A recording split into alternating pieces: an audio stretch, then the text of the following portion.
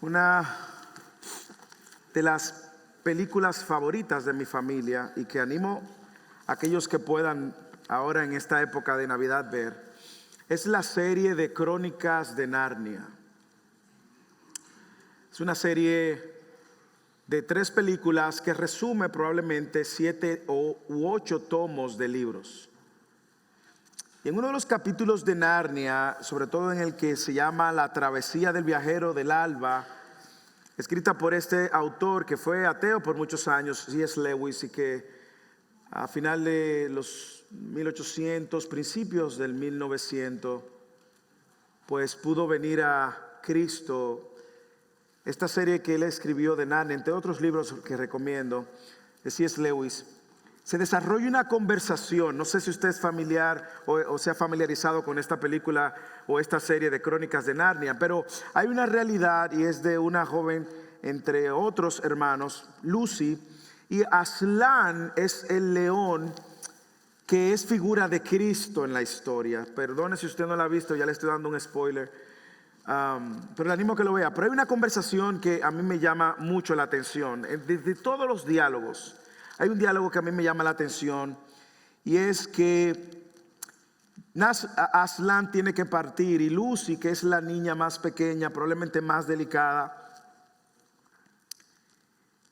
Aslan, por animarla, le dice: no estés tan triste. Ella sabe que Aslan va a irse, y ella le dice: no estés tan triste. Y Aslan le dice: nos volveremos a encontrar pronto. Lo cual Lucy dice: por favor, Aslan, ¿qué significa pronto? Y Aslan responde: yo llamo siempre pronto a todo. Y al instante Aslan desaparece. Y usted dirá: ¿qué tiene que ver esto con el tema de hoy? Bueno, pues déjeme decirle que cuando nosotros vemos primero todo el Antiguo Testamento y vemos la promesa que Dios le había dado a su pueblo de que un día el Mesías regresaría a libertarlos, el pueblo del Antiguo Testamento esperaba este día llegar. Nosotros que existimos luego de la resurrección de Cristo tenemos un pronto que Él dijo también que aguardamos y que algún día volveremos y esperamos volver a ver. Así como Aslan le dijo: nos veremos pronto, el Señor incluso cuando se fue dijo esas mismas palabras. El texto de hoy es la serie del libro de Ageo, y si usted no ha estado con nosotros, déjeme decirle algunas cosas que hemos visto. Lo primero es que vimos cómo este pueblo y estas profecías que Ageo trae, 4 profecías en un periodo de 4 meses aproximadamente, fueron dadas para animar al pueblo. Y estas 4 profecías se encuentran encapsulada en la historia del pueblo en la restauración del segundo templo que leemos en el libro de Esdras. Y como Esdras apunta de que 2 profetas Dios envió, a Ageo y a Zacarías, para animar al pueblo a retomar la reconstrucción del segundo templo. Pero usted va a ver algo interesante, y es que Dios anima a ellos a priorizar a Dios. Dios también lo confronta a ellos con su pecado, como veíamos la semana pasada. Pero ahora también Dios quiere traer una palabra de ánimo que van a ser muy significativas para el líder Zorobabel. Y hay una comparación entre las primeras palabras y las últimas palabras que Dios trae a este pueblo. Las primeras palabras en su primer mensaje está dirigido a personas individuales, a Zorobabel, hijo de Salatiel, y a Josué, quien era el sumo sacerdote, hijo de Josadac. Y ahora al final estas palabras también van de manera individual a Zorobabel. En el primer mensaje, Dios a través de Ageo se dirige tanto a Zorobabel, que en ese momento era el gobernador de Judá. Recuérdense que ellos no tenían rey. Y también ahora en el final Él lo hace lo mismo. Nosotros nos encontramos en unas palabras que van a tener una implicaciones para la vida de Zorobabel, pero consecuentemente para todo el pueblo. Porque, escuchen, nosotros vimos que al cumplimiento de las profecías de 70 años de cautiverio y que se cumplieron conforme Jeremías había profetizado, llegó el tiempo de regresar a la tierra, y cuando llegan a la tierra tienen la responsabilidad de reconstruir el templo. Recuerde que el templo no era tan glorioso y esplendoroso como fue el primer templo que construyó Salomón, pero toda los escombros y todo lo que ellos veían de alguna manera no estaba contribuyendo a que ellos estuvieran súper animados en la reconstrucción de ese segundo templo. Habían perdido el templo, se habían destruido los muros, habían perdido familiares en 70 años de exilio, algunos habían nacido durante el exilio, habían perdido también muchas de sus celebraciones y costumbres, habían perdido los rituales, los sacrificios, habían perdido la presencia de Dios, ya no estaba en medio de ellos como estaba cuando el templo estaba construido. Pero hay algo más que ellos también habían perdido, y es que habían perdido la promesa de que Dios enviaría a un rey mejor que David. Y el linaje, ellos ya el linaje mismo, y de dónde vendrá, de por dónde llegará este que sería el linaje del rey, de dónde llegará. Bueno, las palabras finales de Dios a través del profeta Ageo traen una esperanza a un pueblo que se encuentra en un proceso de reavivar su fe en Dios. Y Dios en este texto le está prometiendo también restaurar el linaje de David. Por eso es que de aquí viene el título del sermón: el rey ya viene. El rey ya viene. Yo quiero que usted abra su Biblia otra vez o encienda su Biblia en el capítulo 12, en los versículos finales de Ageo. Y yo quiero que leamos juntos lo que el texto otra vez nos recuerda. Y lo voy a leer otra vez porque son 3 versículos básicamente. Y yo quiero que usted observe con detenimiento cómo el Señor usa estas últimas palabras para animar a Zorobabel, quien va a tener una responsabilidad de continuar dirigiendo la reconstrucción del segundo templo. La palabra del Señor vino por segunda vez a Ageo el día 24 del mes, diciendo: habla Zorobabel, gobernador de Judá. ¿A quién le va a hablar? ¿Quién es la audiencia? A diferencia de otras palabras, él le había hablado a Zorobabel y al pueblo. Ahora le dice: habla Zorobabel, gobernador de Judá. Yo estremeceré los cielos y la tierra, y volcaré el trono de los reinos. Observe la palabra reino. Y destruiré el poder de los reinos de las naciones, y volcaré el carro y a los que se montan en él, y caerán los caballos y sus jinetes, cada uno por la espada de su hermano. En aquel día, aquí hay un tema, un tiempo futuro, escatológico. Declara el Señor de los ejércitos: te tomaré a ti, Zorobabel, hijo de Salatiel. Y escucha las palabras que él usa: mi siervo, siervo mío, declara el Señor, y te pondré como anillo de sellar. Esto es otro símbolo de realeza. Porque yo te he escogido, declara el Señor de los ejércitos. Y ahí termina el libro de Ageo. Dios animando estos versículos finales, el Señor enfatizando una esperanza futura de una redención que va a ser representada y que trae un recuerdo más de ese Mesías que iba a venir, de esa esperanza que viene dada en el día del Señor, cuando el Señor reclamará victoria sobre todos los reinos de la tierra y va a establecer su reino esperado. Pero aquí Él está intencionalmente reconstruyendo algo que no estaba a la vista, y es reconstruyendo el linaje davídico, el linaje de David. Y esto era de esperanza al pueblo, porque ellos no sabían quién iba a ser el próximo rey, quién iba a gobernar, quién iba a dirigirnos, quién iba a ser que nos va a representar. Y esto tenía mucho valor y sentido. Había unas promesas que ellos conocían de un nuevo pacto, que Jeremías había profetizado, que Ezequiel había profetizado. Pero ¿cómo? ¿Cuándo? ¿Con quién? ¿A través de quién? Tengo que conectar esto también con lo que Dios había prometido en Génesis capítulo 3 versículo 15, que por medio de la simiente de la mujer llegaría uno. ¿Quién? ¿Cómo? ¿Cuándo llegaría ese que aplastará y destruiría a Satanás y todo su mal y todos sus ejércitos? Y todas las mujeres en el Antiguo Testamento tenían las expectativas de cuándo llegará este Mesías. Por eso usted ve la esterilidad en el Antiguo Testamento como una maldición. porque ya las mujeres no eran consideradas entonces para ser contadas o tomadas en cuenta para esta promesa que se había dado. Pero a la luz del texto de hoy, la idea que quiero que usted capture, lleve consigo y sea animado también es esta. A la luz de estas palabras, hoy nosotros podemos ser animados al creer que el Rey volverá. Y ahí Él va a reclamar victoria sobre todos los reinos de la tierra y establecerá su reino eterno con su pueblo. El Rey volverá. Y aunque el escenario, el contexto es diferente, aunque la realidad del pueblo de Israel es diferente, en nuestro contexto nosotros aún seguimos aguardando la promesa de que el Rey volverá. ¿Cómo Él va a cumplir esta promesa del retorno de este rey que Él restablece el linaje a través de Zorobabel? Bueno, Él va a venir con poder. Eso es lo primero. Segundo, Él vendrá como juez. Y tercero, Él vendrá como rey. Lo voy a repetir otra vez. Él vendrá con poder. Él vendrá como juez. Y Él vendrá como rey.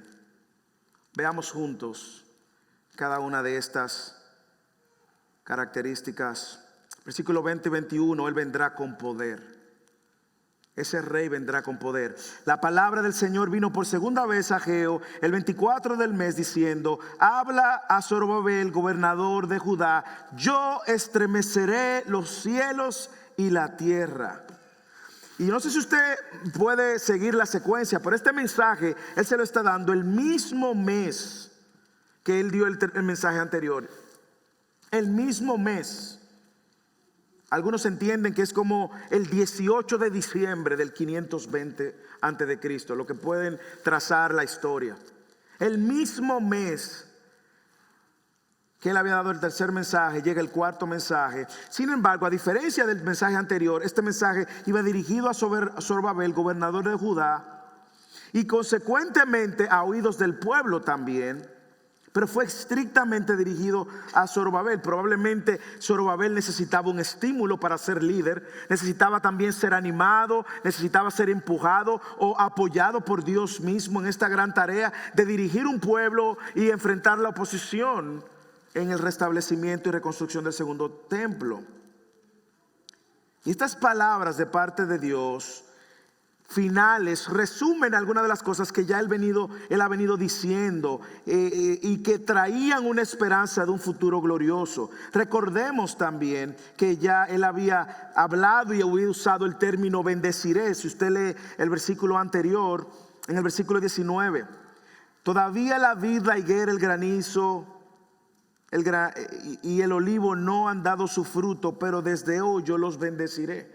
Él deja al pueblo, estas fueron las últimas palabras que el pueblo escuchó. Él nos va a bendecir. A pesar de nuestra incompetencia, Él nos va a bendecir. Pero ahora Él hace un énfasis mayor y más específico al referirse de la manera como esta manifestación de la bendición de Dios iba a llegar. La mayor bendición que ellos iban a tener era la que iba a venir por medio del linaje de David, sin duda alguna.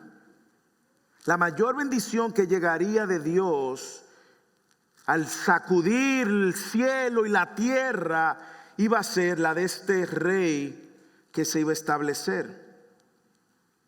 Y Él usa este lenguaje: voy a sacudir el cielo y la tierra. Y esta idea de Dios sacudiendo el cielo y la tierra, usted la va a encontrar en todo el Antiguo Testamento en varias ocasiones. Es una imagen de juicio, es una imagen de gloria, de estruendo.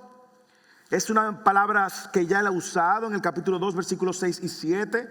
Él dice estas mismas palabras en el mismo libro de Ageo: una vez más, dentro de poco. Me hace pensar en Luz y esta conversación que tuvo con Aslan. ¿Qué es dentro de poco? Yo haré temblar los cielos y la tierra firme. Y dice en ese versículo que leímos y vimos las semanas anteriores: yo llenaré de gloria esta casa, dice el Señor de los ejércitos. Por lo cual usted ve que este sacudión de la tierra no va a ser solamente que va a remenearse en los elementos físicos de la tierra, es que viene acompañado de algo mejor.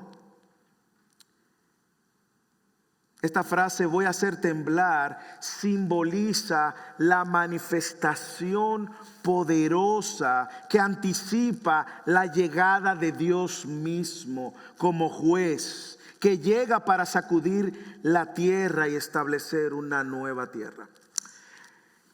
Usted ha escuchado en Fidelis, usted lo ha escuchado aquí, que la Biblia interpreta la Biblia.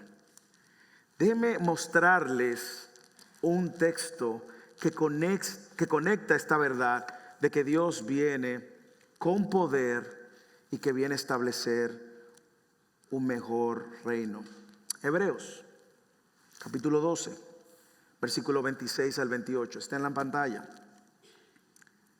Mire cómo usa este lenguaje. Su voz hizo temblar entonces la tierra. Pero ahora Él ha prometido diciendo, aún una vez más yo haré temblar no solo la tierra, sino también el cielo. Observe ahora la explicación que Hebreos da.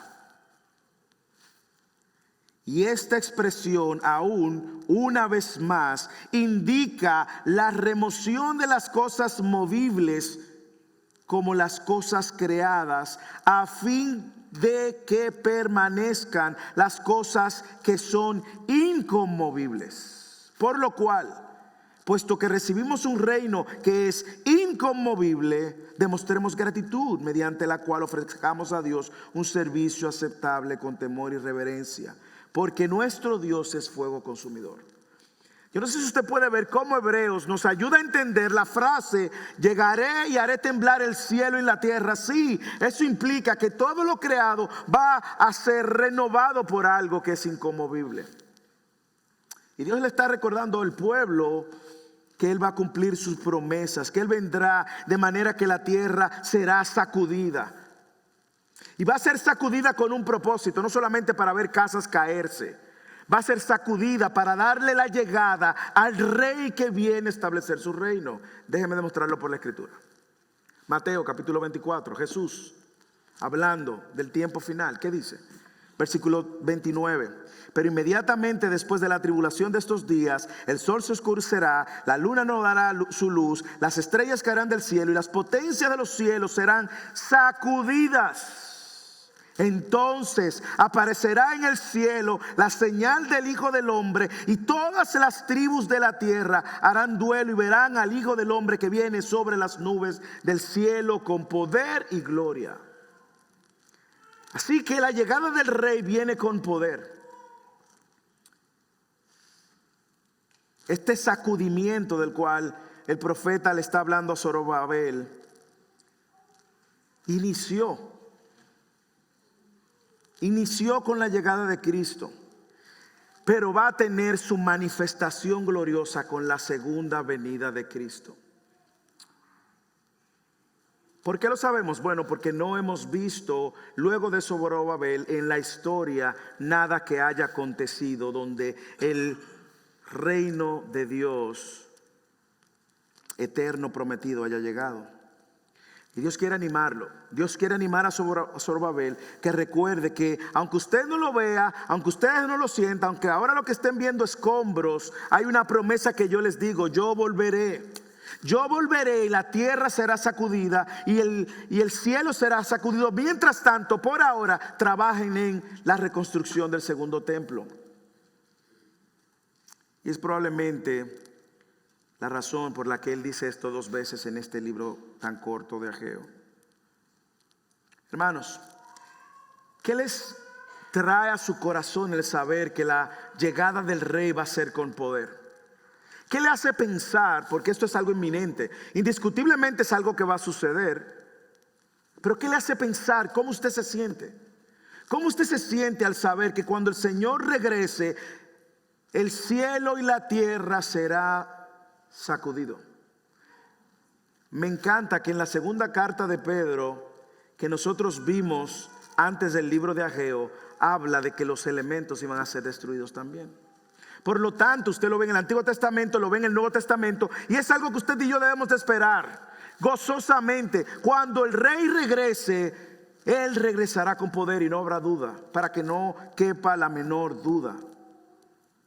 Ahora, el cristiano no debe de atemorizarse porque es la manifestación de su gloria y de esa gloria de la cual usted y yo seremos compartícipes. Al contrario, usted y yo vamos a estar ahí. No se preocupe, que usted va a estar en un lugar seguro. Usted está en manos seguras. No se preocupe, pero el rey vendrá con poder. Pero no solo vendrá con poder, el rey vendrá como juez. Él vendrá como juez, versículo 22. Y volcaré los tronos de los reinos y destruiré el poder de los reinos de las naciones. Y volcaré el carro y a los que montan en él, y caerán los caballos y su jinete, y cada uno por la espada de su hermano. Juicio, hermanos. Juicio. Dios está diciendo por medio de la promesa que yo te estoy dando, Zorobabel, no solamente va a ser algo poderoso, estruendoso, sino que también vendrá juicio, juicio sobre las naciones. Y es bueno que Zorobabel lo recordara, es bueno que también nosotros lo recordemos. Es bueno que Zorobabel lo recordara porque yo me imagino que ellos se veían débiles, vulnerables. Imagínense. No tienen templo, no tienen rey, no tienen ni los muros que más adelante Dios levanta a Nehemías para construir. No tienen nada. Y tienen que muchas amenazas, muchas naciones, muchas potencias alrededor. Acaban de venir del exilio de 70 años. Habían sido tomados por Nabucodonosor. Y Ciro vence a Nabucodonosor y los liberta. Naciones poderosas, con ejércitos poderosos, con reinos poderosos. Probablemente ellos se sentían débiles. Por lo tanto, este lenguaje que Dios usa es que Él le está diciendo: yo soy soberano sobre las naciones. Yo soy soberano sobre las naciones. Y Dios va a derribar en su retorno tronos reales, gobiernos reales. Destrozará el poder de los reinos extranjeros. Aún esos reinos que fueron de opresión en algún momento van a ser destruidos. Y él usa un lenguaje aquí que era muy familiar. No sé si usted lo pudo notar cuando lo leyó. El lenguaje de lo que sucedió en Éxodo. De lo que sucedió con Faraón. Estaba impregnado en la historia del pueblo de Israel. El pueblo de Israel sabía lo que era vencer a una nación más poderosa, con el ejército más poderoso, y ser destruido así. Donde ellos se terminaron peleando unos con otros y donde Dios los consumió así. Y él usa este lenguaje, míralo ahí cuando dice: y volcaré el carro y a los que montan en él, y caerán los caballos y sus jinetes. Esta es la imagen de lo que sucedió en Éxodo, cuando Dios liberta al pueblo de la esclavitud de 430 años de esclavitud. Probablemente también estas palabras tienen que recordarles las profecías de Daniel. Cuando Daniel usted recuerda, le interpretó a Nabucodonosor un sueño de unas estatuas, y una estatua grande, y como Nabucodonosor era esa estatua de oro, y él estaba en la cabeza, y luego plata, y luego bronce, y al final los pies de barro mezclados. Usted recuerda en Daniel capítulo 2. ¿Qué le dice Daniel a Nabucodonosor, que había sido quien había llevado cautivo al pueblo de Israel? ¿Qué le dice Daniel? En los días de esos reyes, el Dios del cielo levantará un reino que jamás será destruido. Y este reino no será entregado a otro pueblo. Desmenuzará y pondrá fin a todos aquellos reinos, y él permanecerá para siempre. Y le dice Daniel: tal como usted vio, una piedra fue cortada del monte sin ayuda de manos, y que desmenuzó el hierro, el bronce, el barro, la plata, el oro. El gran Dios ha hecho saber al rey lo que sucederá en el futuro. Así pues, el sueño es verdadero y la interpretación es fiel. Por lo tanto, ya los reyes, ya Nabucodonosor y todos sus gobernantes habían escuchado de un rey que iba a venir, un reino que iba a venir y iba a destruir los reinos más poderosos, lo iba a fulminar. Ahora, como este reino es el reino del Mesías, que también vendrá como juez y destruirá a todos los reinos de la tierra. Ese es el reino del Rey Jesús, que vendrá para destruir todos los reinos y vendrá como juez. Mire cómo lo dice Apocalipsis, capítulo 19, versículo 11 y versículo 14. Vi el cielo abierto y apareció un caballo blanco. El que lo montaba se llamaba Fiel y Verdadero. Con justicia juzga, hace guerra. Versículo 14, los ejércitos están en el cielo, vestidos de lino fino, blanco y limpio, los seguían sobre caballos blancos. Y de su boca sale una espada afilada para herir con ella, ¿a quiénes? A las naciones. Y los regirá con vara de hierro. Esto es juicio. Él mismo pisa el lagar del vino del furor de la ira de Dios Todopoderoso. En su manto y en su muslo tiene un nombre escrito: Rey de Reyes y Señor de Señores. Por lo tanto, lo que estamos diciendo es que la palabra que Zorobabel está recibiendo iba a tener un cumplimiento futuro en la persona y en la obra de Cristo. Dios le está recordando a Zorobabel y consecuentemente a su pueblo de que Dios no traerá juicio a las naciones en la época necesariamente de ellos. Él va a traer juicio a las naciones cuando llegue el juez de las naciones. Y esto es ánimo y estímulo para él. ¿Por qué? Porque si Zorobabel tiene que reconstruir el templo, Zorobabel no conoce los tiempos, él no conoce las sazones, él no sabe cuándo esto va a suceder. Pero esto sí era un estímulo para él poner en acción la orden de reconstruir el templo. Imagínenlo por un momento. Que Dios le mande a decir por medio de este profeta: vamos, vamos, que yo voy a volver y voy a hacer estremecer el cielo y la tierra. Zorobabel, y no eso solamente, yo esos reinos los voy a destruir. Y tú, Zorobabel, siervo mío, vas a ser un sello. Imagínense cómo esto anima a Zorobabel. Dice: hey, Señor, hermano, a la obra, porque este Dios es verdadero y sus promesas son sí y amén, son fieles y verdaderas. Y es cierto, me imagino yo, Zorobabel animando al pueblo. Esto soy yo. Es cierto, lo profetizó Daniel, se lo dijo a Nabucodonosor. Y mira cómo Nabucodonosor ya fue destruido. Dios envió a otro rey que destruyó a Nabucodonosor. Por lo tanto, este es fiel y verdadero. Va a venir. El rey va a venir con un reino que va a aplastar todos los reinos. Como yo he dicho, la Biblia interpreta la Biblia. Me encanta cómo observa, él dice: en aquel día, lo cual Zorobabel no sabe cuál era aquel día. Él iba a cumplir esta profecía en el futuro. Y como nosotros luego vemos a través de la historia que la Biblia entonces nos dice que Jesús es el juez y que el juicio descansa sobre los hombros de Jesús, quien es declarado el Rey de Reyes. Juan capítulo 5 versículo 22, déjenme demostrarlo por la escritura.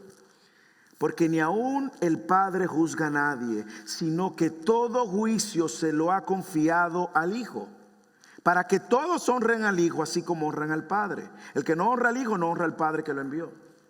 Más adelante, ese juez no solamente iba a juzgar a todas las naciones, sino también que iba a juzgar a todos los hombres de todas las naciones. Todos los hombres de todas las naciones. Ahí está usted, estoy yo, ahí está todo el que ha existido, todo el que ha vivido, todo el que vive y todo el que vivirá. Mateo capítulo 20, 11 y 13 al 13. Y vi un gran trono blanco, y aquel que estaba sentado en él, de cuya presencia huyeron la tierra y el cielo. ¿Usted ve la misma imagen? De cuya presencia huyeron la tierra y el cielo. Estremeceré los cielos y la tierra. Y no se halló lugar para ellos. También vi a los muertos, grandes y pequeños, de pie delante del trono. Esto es Apocalipsis, perdón. De pie delante del trono, Apocalipsis 20, 11 al 13. De pie delante del trono. Y los libros fueron abiertos. Otro libro fue abierto, que es el libro de la vida. Y los muertos fueron juzgados porque estaban escritos en los libros según sus obras. El mar entregó a los muertos que estaban en él, y la muerte y el Hades entregaron a los muertos que estaban en ellos, y fueron juzgados cada uno según sus obras. ¿quién está dirigiendo el juicio? El Mesías, el Rey de Reyes, el Señor de señores. Zorobabel recibió estas palabras. El pueblo pasó todos los años trabajando en ese segundo templo donde la presencia de Dios habitó por un tiempo también. El pueblo volvió a desobedecer. Eso lo vemos como el pueblo continuó desobedeciendo. Y como finalmente Dios destruye el templo, como Jesús lo había profetizado en el año 70. Y lo vemos en Mateo 24. Pero esta promesa sigue pendiente, vigente, y lo fue de estímulo para Zorobabel en su momento, lo fue de estímulo para la iglesia primitiva en su momento, y sigue siendo un estímulo para nosotros. El rey volverá como juez. Y le digo algo, no se va a escapar nadie. Nadie, aquí dice que todos van a ser juzgados. Todos van a ser juzgados, es lo que dice Apocalipsis capítulo 20. Ahora sí, en Mateo capítulo 25, el Señor también nos da una imagen de que no solamente van a ser juzgados todos los hombres, todos los reinos, hermanos, aún todos los que dicen ser cristianos. Mire como Mateo 25, 31, y esto ya tiene que ver con usted y conmigo. Escuche, Jesús hablando, Mateo 25, 31 al 23. Pero cuando el Hijo del Hombre venga en su gloria, esto es Jesús, y todos los ángeles con él, entonces él se sentará en su trono de gloria. Aquí está Jesús hablando del mismo, el Hijo del Hombre, como el título que Jesús más usó para llamarse a sí mismo, el Hijo del Hombre sentado en su trono en gloria. Y serán reunidas de él que todas las naciones. ¿De dónde es que es usted? ¿Quién es el presidente de su nación ahora? Usted no sabe quién va a ser presidente mañana ni cuando usted muera, pero todas las naciones. Aquí no se escapa una, la que usted se sabe, la que usted no sabe, la que usted conoce, la que usted no conoce. Aquí van a estar reunidas todas las naciones. Pero mire lo que él va a hacer, porque esto sí tiene que ver con usted y conmigo. Y separará a unos de otros, como el pastor, porque este juez también es el pastor, como el pastor separa las ovejas de los cabritos, y pondrá las ovejas a su derecha y los cabritos a la izquierda. Por lo tanto, en aquel juicio, aquí hay una gran distinción. Cuando ese rey regrese como rey, que seguro va a regresar con poder y como rey, él va a hacer una separación. Ovejas y cabritos. ¿Quiénes son las ovejas? Bueno, como probablemente también este auditorio esté separado ahora mismo. Probablemente este auditorio está separado en ovejas y cabritos. Por eso le decía, ese juicio también va a traer esperanzas para las ovejas, pero juicio para las cabras. Bueno, probablemente en este auditorio hay ovejas y hay cabritos. Yo no soy el Espíritu Santo ni tengo los rayos láser de Superman para ver el interior de nadie. Pero la Biblia sí dice que mis ovejas, las de Jesús, oyen su voz y le siguen. Por lo tanto, lo primero, y esto es un modo de aplicación, usted quiere saber si usted ese día va a estar del lado de las ovejas o de los cabritos. Piense si usted ha respondido al llamado de Dios a seguirle y si usted le está siguiendo.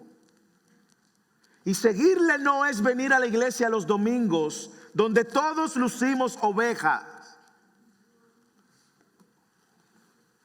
¿Estamos de acuerdo? Seguirle es que cada día de nuestra vida refleje que nosotros tenemos un pastor que guía nuestras vidas. Y eso se ve en el día a día, se ve en el día a día, se ve en el trabajo, se ve en la universidad si estudias. Cuando estás tomando un examen, se ve si eres ovejas. Si estás en tu casa, tu matrimonio, tus hijos, los hermanos, los vecinos, usted se muestra como oveja o como cabra. Hermanos, esto es algo serio por varias razones. Esta figura del juicio de Dios y de Jesús sentado en su trono nos trae esperanza si somos ovejas. Pero si usted está aquí, usted es cabra, es juicio lo que viene para ti. La buena noticia es que todavía tú tienes la oportunidad de escuchar su voz y seguirle. Y Hebreos dice, si escuchas hoy su voz, no endurezcas tu corazón. Pero de que el rey volverá y volverá como juez, volverá. Es una buena noticia para el que está en Cristo. Por lo tanto, el que está en Cristo y está arraigado a Cristo y su norte es vivir para la gloria de Cristo y seguir a Cristo, obedecer a Cristo. Si ese eres tú puedes estar confiado, seguro, contento, alegre, anhelando, gritando, esperando este día. Porque el rey llegó. Y tu nombre va a estar escrito en el libro de la vida sin duda alguna. Pero si tú estás aquí y tú estás acostumbrado a venir a la iglesia para complacer a alguien, o complacer a tu esposa, o complacer a tu esposo, o complacer al pastor, y para que te vean, y creer que la vida de seguir a Cristo y ser oveja de Cristo es un check mark en tu agenda diaria, te equivocas. Mis ovejas oyen mi voz y me siguen. Seguir a Cristo es la decisión de tomar tu cruz cada día y seguirle. Eso no fue lo que dijo Jesús. Si alguno quiere ser mi discípulo, niéguese a sí mismo, tome su cruz cada día y sígame. Usted ve cómo Jesús lo puso muy claro. Un solo camino, una sola verdad, una sola vía, una sola vida. Muy claro, no hay confusión. Ahora, lo que usted tiene que ver hoy para interiorizar este sermón y este punto de cuando Él venga como juez es saber si usted se encuentra del lado de las ovejas o de las cabras. ¿No fue Jesús que dijo en Mateo 7 para hacer una distinción? En aquel día muchos vendrán a mí. Ay, Señor, Señor, pero en tu nombre profetizamos. En tu nombre hicimos milagros. En tu nombre echamos fuera demonios. Yo fui todos los domingos a la iglesia, acompañé a mi esposa, yo di ofrenda, yo hice buenas obras. Yo me porté bien, fui moralmente correcto.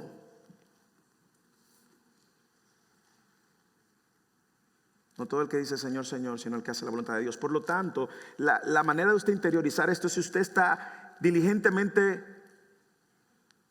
preocupado por hacer la voluntad de Dios y traer gloria al nombre de Dios. Su juicio trae esperanza a su pueblo, pero destrucción a sus enemigos. El mal va a ser completamente destruido porque los que son ovejas han sido declarados justos. Usted sabe lo bueno que es saber que el que está en Cristo va a ser declarado justo, porque ha sido justificado por Él. Y que en aquel día yo no voy temeroso. ¿Seré yo? No, hermano, en aquel día yo soy declarado justo. Usted sí, usted Moisés, yo estoy aquí. Yo no sé cómo estoy aquí, pero estoy aquí. Usted está aquí. Sí, por la obra única de Cristo que me declaró justo cuando yo era un pecador. Hermanos, yo no pretendo otra cosa que animar tu corazón, examinar tu corazón, a sacudirte incluso de este cristianismo cultural donde todos dicen que son cristianos pero viven como ateos. Él vendrá con poder, Él vendrá como juez, pero sobre todo vendrá como rey. Lea el versículo 23 conmigo. En aquel día, otra vez, aquí está, aquel día. Eso no fue lo que dijo Jesús. En aquel día también, Mateo 7:22. En aquel día. ¿Cuál día? Es el día del Señor. En aquel día, declara el Señor de los ejércitos, te tomaré a ti, Zorobabel, hijo de Salatiel, siervo mío. Mire la palabra que él está utilizando. Y eso tiene un impacto en él y también en su pueblo y también en nosotros. Siervo mío, declara el Señor, yo te pondré como anillo de sellar, porque yo te he visto, yo te he escogido. Dice, yo te he escogido, declara el Señor de los ejércitos. Imagínense, por un momento Dios le ha dicho, reconstruyan el templo, mi presencia va a estar en ustedes. Esto es importante, todo esto tiene mucho sentido. Sin embargo, había una pieza en el rompecabezas que ellos necesitaban también tener seguridad y garantía, y que era de mucha importancia. Era la promesa de la restauración de ese rey que tú prometiste. En Daniel 7, un rey que va a tener y va a gobernar eternamente. Cuando estábamos en cautiverio, el profeta Daniel dijo unas palabras, y él dijo que iba a venir un rey, que iba a tener un dominio eterno sobre las naciones, y que este vendría del linaje de David. ¿Dónde? ¿Cuándo? ¿Quién? ¿Cómo va a ser esto posible? Si 70 años de exilio, se murió tanta gente importante, se murieron gente claves, desde algunos nacieron, otros se quedaron en Babilonia, no quisieron ni siquiera regresar. Ellos necesitaban también tener una clara dirección de por dónde venía el linaje de David, y por eso Dios está restableciendo la esperanza en estos versículos de que el rey, el linaje del rey está vigente. Esta es una invitación de Dios una vez más a confiar en Él, a confiar. Imagínenlo por un minuto. Probablemente ellos habían perdido el rastro de quién venía del linaje de David. Imagínense eso. No tenían templo, lo que había era escombros, gente se quedó, gente murió, gente nació. ¿De dónde vendrá? Y las palabras de Dios vienen para aclarar estas dudas. En aquel día, declara el Señor, te tomaré a ti, Zorobabel, hijo de Salatiel, siervo mío, declara el Señor, y te pondré como anillo de sellar, porque yo te he escogido, declara el Señor. Esto fue contundente. Esto fue contundente. Estas palabras, que es un lenguaje profético completamente, en aquel día, pero que revela mucho de la fidelidad de Dios. Es como que Dios le está diciendo: yo no me he olvidado de esto. Yo no me he olvidado del pacto que hice con David. Yo no me he olvidado. Yo voy a cumplir la promesa de enviar a un siervo, a mi escogido, un nuevo renuevo. Y por otro lado, no solamente Dios está recordándoles que Él es fiel, sino que también está animando a Zorobabel, consecuentemente al pueblo, a esperar aquel día que va a ser inminente, a descansar en la fidelidad de Dios. Su reino de justicia, hermanos, Dios está diciendo, va a ser restablecido. Él lo dice en Isaías, lo había dicho Isaías probablemente 200 años antes de este momento. Pero estas palabras traen esperanza para el pueblo de Dios. ¿Por qué? Porque les recuerdan, primero les recuerdan la promesa que que Dios hizo a su pueblo de enviar a un siervo.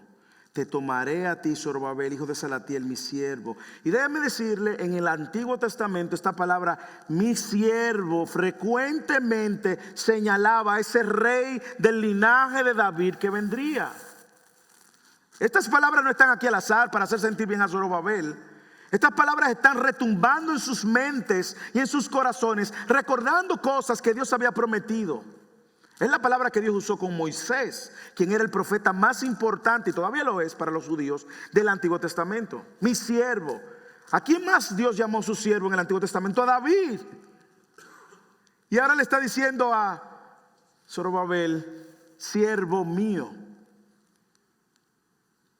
Siervo mío. De hecho, estas son las palabras que Samuel, capítulo 2 de Samuel 3:18 usa para llamar a David mi siervo. Mírenlo. Ahora pues háganlo, porque el Señor ha hablado acerca de David diciendo: por mano de mi siervo David salvaré a mi pueblo Israel de mano de los filisteos y de manos de sus enemigos. Pero hermanos, la observación del texto es lo más rico. Yo no sé si usted puede notar que en el capítulo 1, versículo 1, él le llama a Zorobabel gobernador. Al principio del libro le llama gobernador. Zorobabel, gobernador, hijo de Salatiel. Y al final de la carta, ¿cómo le llama? Mi siervo. Mi siervo. Hermanos, estas mismas palabras que vinieron de Dios al principio, 4 meses antes, Dios le está diciendo a Zorobabel, gobernador de Judá, Josué, sumo sacerdote, hijo de Josadac. Y ahora tiene un sabor diferente. Así que Zorobabel, Dios le está diciendo, tú eres un eslabón vital en la cadena que conducirá al verdadero siervo. Dios está usando este lenguaje para que el pueblo entendiera que Dios estaba retomando sus promesas o recordándole las promesas que Él había dado y había pasado por medio de otros profetas, Isaías, Jeremías. Isaías habla del siervo sufriente, 200 años antes. Y ahora Dios le dice, tú eres mi siervo mío, Zorobabel. Esta palabra es especial, espérate. Así que trae esperanza recordar las promesas que Él hizo al pueblo de enviar a su siervo. Segundo, yo creo que esto es lo significativo también, trae esperanzas al restaurar el linaje del rey David. Y él usa el lenguaje del anillo del sello, que era un símbolo de realeza, lo sabemos, era un símbolo de autoridad. En el mundo bíblico ha sido así, aún en el greco romano, el anillo del rey. Por eso usted ve en el arte de Ageo el sello, ese impregnado en la cera. Usted recuerda también cuando Jesús muere, que ponen la piedra y pusieron un sello ahí de autoridad. Pero esta restauración del linaje de David, sin duda alguna, tenía doble impacto. Yo quiero que usted me siga ahora. Tenía un impacto indiscutiblemente para el pueblo, porque él está usando la imagen de un rey ahora, el sello. Dios le está diciendo, tú vas a hacer un sello mío, lo cual le está diciendo, tú vas a tener representar esta autoridad de rey. Y eso trae esperanza al pueblo, saber que designar a Zorobabel como anillo del sello reaviva las esperanzas. Aquí estamos hablando de que se está reavivando, reconectando otra vez con el linaje de David. Pero también, y esto me encantó, tiene un significado para Zorobabel. Te dirá, ¿por qué tiene un significado para Zorobabel? Bueno, la referencia que está haciendo aquí el profeta Ageo como anillo del sello simboliza, como dije, esta autoridad real conferida sobre Zorobabel en ese momento, que iba a ser el líder que iba a continuar impulsando la construcción del segundo templo. Sin embargo, también este anillo del sello recuerda el rechazo, escuche bien, que años anteriores Dios tuvo con el rey Joaquín, que había recibido una maldición. Jeremías capítulo 22, 24. Vivo yo, declara el Señor, aunque Conías, hijo de Joacim, rey de Judá, fuera un anillo en mi mano derecha, aún de allí lo arrancaría. Te entregaré en manos de los que buscan tu vida, sí, en manos de los que temes, en manos de Nabucodonosor, rey de Babilonia, y en manos de los caldeos. Escuche, Joacim recibió una maldición y fue removido, porque Joacim fue un rey que desvió al pueblo en pos de falsos dioses. ¿Qué significa esto para Zorobabel? Probablemente esto trae a la memoria que su abuelo Joacim había sido removido y que ahora él había sido restaurado. Joacim fue abuelo de Zorobabel. Y probablemente para usted y para mí eso no significa nada, pero para Zorobabel probablemente tenía un impacto muy grande al saber que su abuelo había sido la razón por la cual el juicio de Dios había venido sobre el pueblo de Israel y cómo Nabucodonosor los toma. Y como Dios es un Dios que restaura, probablemente Ageo le estaba diciendo: Zorobabel, Dios está revirtiendo la maldición que había caído sobre tu abuelo. Por lo tanto, estas palabras también traen esperanza para Zorobabel. Así que trae esperanza al pueblo, a recordar que enviaría un siervo, traería esperanza también al recordar el linaje, el rey David, pero también trae esperanza al recordar el propósito de Dios con este pueblo. Le llama escogido, yo te he escogido. ¿Qué viene a la mente del pueblo de Israel cuando escuchan la palabra yo te he escogido? Bueno, lo primero que recuerda que Dios tomó a este pueblo como suyo en Éxodo capítulo 6. Yo los tomaré a ustedes por pueblo mío. Deuteronomio capítulo 7, el Señor tu Dios te ha escogido para ser pueblo suyo de entre todos los pueblos. Pero más aún, le recuerda que Dios usó esas mismas palabras para llamar a David como rey de Israel. Ahora sí dirás a mi siervo David, yo te tomé del pastizal para que fueras príncipe sobre mi pueblo. Así que esto le está recordando a ellos mucho de lo que Dios había prometido a David, de lo que Dios le había prometido al pueblo y de cómo ahora encuentra esto propósito en la restauración del segundo templo y en la persona de Zorobabel. Sin embargo, esto no termina con Zorobabel, porque encuentra su máxima expresión en Jesús, el rey que vendría, el escogido, el ungido, el Mesías, el siervo. Zacarías, que fue el otro profeta que profetizó contemporáneamente con Ageo, lo llama el renuevo. Escucha, Zacarías 3, hablándole a Josué, el sumo sacerdote, el mismo Josué de aquí de Ageo. Escucha ahora, Josué, sumo sacerdote, tú y tus compañeros que se sientan ante ti, que son hombres de presagio. Yo voy a traer a mi siervo el renuevo.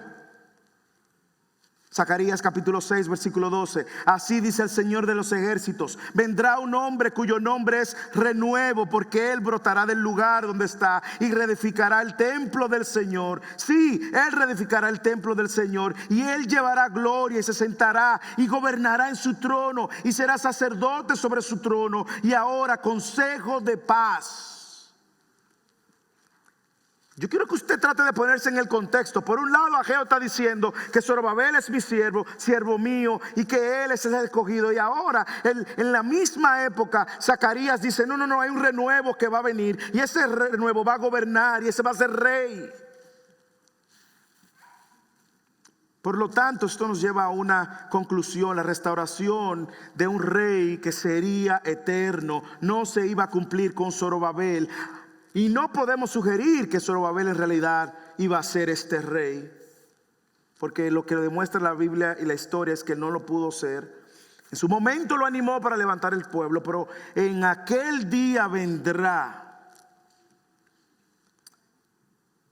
Las últimas palabras en el libro de Ageo, hermanos, están buscando levantar una vez más la fe de un pueblo que había perdido su fe en las promesas que Dios le había dado. Las últimas palabras buscan resaltar la fidelidad de Dios, mostrando su poder. Él vendrá con poder, su justicia, Él vendrá como rey, como juez, y su soberanía, Él vendrá como rey.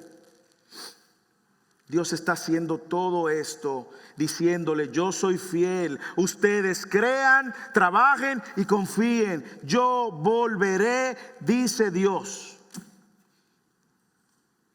Sin embargo, ¿qué hacemos con Zorobabel? ¿Dónde vemos el cumplimiento de estas palabras? ¿Por qué Ageo está antes de la serie de Navidad que empieza el próximo domingo? Déjame ver cómo conecto todo esto. ¿Dónde volvemos a encontrar a Zorobabel? Sin duda alguna, Zorobabel es un tipo del Mesías, ya que lo encontramos en la línea, en la descendencia de Jesús en Mateo 1. Mire en Mateo 1 cómo resalta su importancia. Mateo 1 versículo 12. Después de la deportación a Babilonia,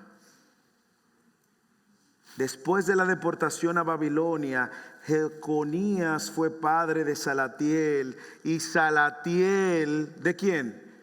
De Zorobabel, y Zorobabel fue el padre de Abiud, y Abiud de Eliakim, y Eliakim de Azor, y Azor fue padre de Sadoc, y Sadoc de Aquín, y Aquín de Eliud, y Eliud fue padre de Eleazar, Eleazar de Matán y Matán de Jacob. Jacob fue padre de José, el marido de María, del cual nació Jesús, llamado el Cristo. Hermanos, Dios estaba reconectando sus promesas y poniendo una vez en la perspectiva del pueblo su fidelidad. Yo no me olvido de mis pactos. Aquí estoy levantando a uno que será tipo del Mesías, uno que será tipo del siervo sufrido, uno que será tipo del Rey de Reyes y Señores de Señores. Pero no lo miren a él. Miren al que vendrá, al Rey de Reyes, que entrará en la historia y que cuando entró en la historia empezó a dar cumplimiento a muchas de estas promesas. Y eso es lo que nosotros vamos a celebrar a partir de la próxima semana. Como el Rey de Reyes, el siervo sufrido, el juez de las naciones, entra en la historia. De hecho, no sé si usted recuerda una de las cosas que suceden cuando nosotros vemos la aparición de los magos, que se va a predicar en esta serie. Ellos fueron donde Herodes. ¿Dónde está el rey de los judíos? Los sabios. Y cuando llegaron por dirección de Dios, ¿qué hicieron? Se postraron y pusieron su ofrenda delante del rey. Ellos no estaban adorando a un niño, ellos estaban adorando a un rey. Ellos estaban adorando al Rey de Reyes y al Señor de Señores. Sin embargo, nosotros tenemos todavía esta misma promesa. Y el sermón de hoy busca justamente animarte a que no desfallezcas en la esperanza de ese rey que ya viene. Dice John Stott: aquel que vino en humildad, en ignominia, aquel que vino en humildad, en precariedad, aquel que vino en humildad regresará en magnificencia espectacular.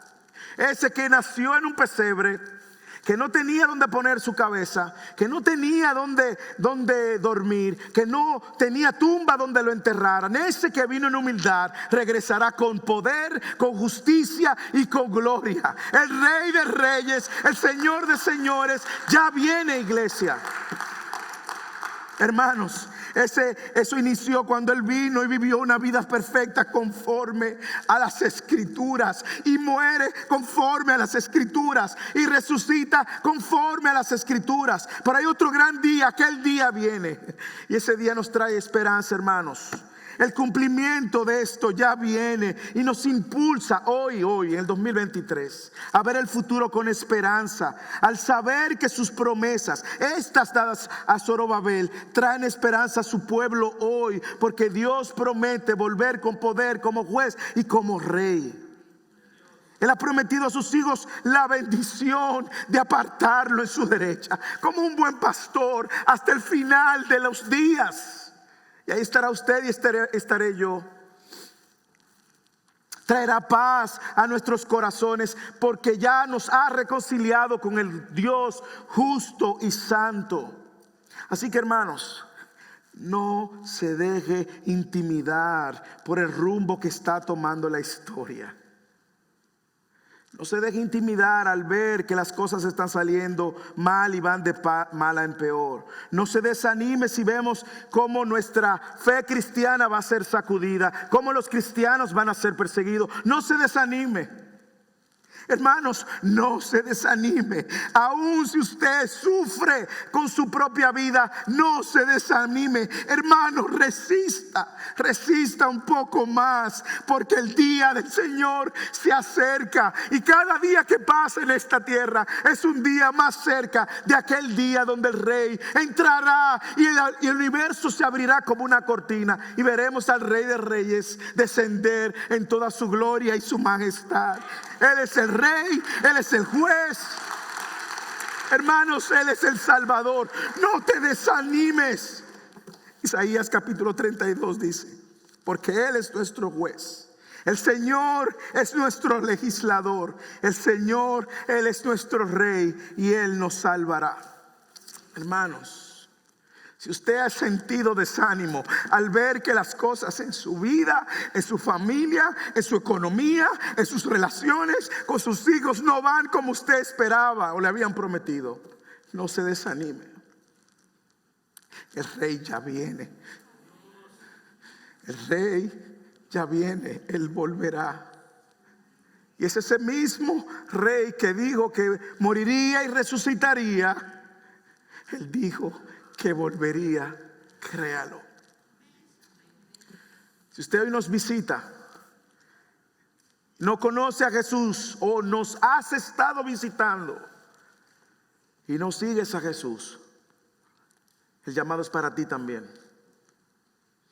Es para que ahora en vida tú puedas rendirte al señorío de ese rey, reconociendo que es el único que puede salvarte y que puedas encontrar la paz que necesitas para estar en una relación perfecta con Dios. Corre a Él, entrégate a Él y descansa en su promesa de que Él te salvará por la eternidad. Y si tú eres iglesia, si tú eres oveja, tenemos muchas razones para desanimarnos, claro, si vemos lo que está pasando en este mundo. Tenemos muchas razones para desanimarnos si ponemos nuestra confianza en nosotros mismos. Tenemos muchas razones para desanimarnos si vemos o ponemos la confianza en otra persona. Pero Cristo, el Rey de Reyes y de Justicia, no te fallará. Resiste hasta el final.